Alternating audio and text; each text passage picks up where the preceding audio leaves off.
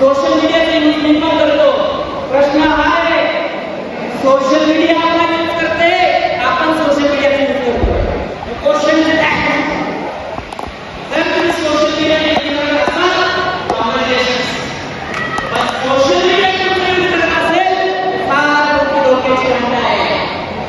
मी बघतो शैक्षणिक क्षेत्रामध्ये आज अशा काही घटना होताना दिसत आहेत की अक्षरशः मला विशेष वाटतं. मी रिसर्च केला आणि माझ्या लक्षात असं आलं की अनेक मुलांना व्यसन लागलं. व्यसन इथं कोणी आहे त्यांना व्यसन लागलं? व्यसन लागलंय तुम्हाला? तुम्हाला असं काय अनेक हजार रुपये मोठ्या कारखान्यात चाललंय, पण मला असं वाटतंय 95% युथला व्यसन लागलंय. आज तुमच्या समोर आलोय आणि अशा अनेक लाखो लोकांना भारतात भेटत असतो. अनेकांच्या समस्या असतात आणि मुलांच्या समस्या असतात. कॉन्सन्ट्रेशन होत नाही, अभ्यास होत नाही. मला भविष्यात खूप मोठं विजन आहे, मला हे करायचंय ते करायचंय. मला एकच सांगायचंय, डोंट माय वर्ल्ड. जशी तुमची अवस्था तशी तुमची व्यवस्था होणार आहे. तुमची जशी अवस्था राहणार आहे तशी तुमची व्यवस्था राहणार आहे. लक्षात आलं? तुम्ही कुठल्याही कॉलेज ऍडमिशन घ्या, कुठल्याही डिग्री ऍडमिशन घ्या, तुम्ही हे चेक करा फिजिकल ऍडमिशन जरी त्या कॉलेजमध्ये असेल, मेंटल ऍडमिशन कुठे आहे. मी आज बघतो अनेक मुलं मोठ्या मोठ्या कॉलेजमध्ये युनिव्हर्सिटीमध्ये ऍडमिशन घेतात, फिजिकल ऍडमिशन इथं असतं, मेंटल ऍडमिशन दुसरीकडे असल्यामुळे रिझल्ट भेटत नाही. आज तुमच्यापैकी एक युवा आहे, एक युवा नेतृत्व करतो. हे लक्षात आलं पाहिजे. माझ्या आयुष्यामध्ये जे अचिव्हमेंट्स मी केले या फक्त फ्रिक्वेन्सीवर केले.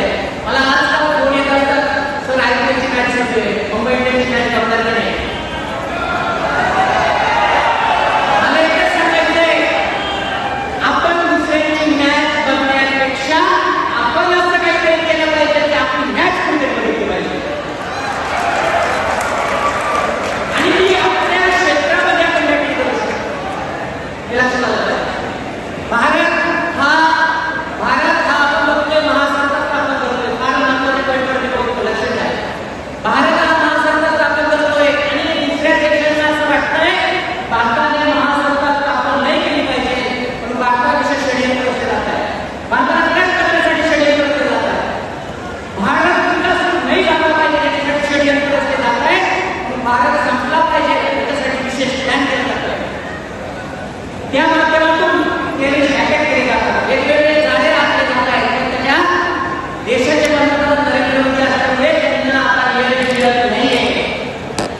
पण त्यांनी ठरवलं भारताला कसं संपवणार, रिसर्च करणार. रिसर्च आणि रिसर्च म्हणून असं लक्षात आलं, भारतामध्ये 65% 65% युवा पिढी अशी आहे जी 35 वर्षाची झाली.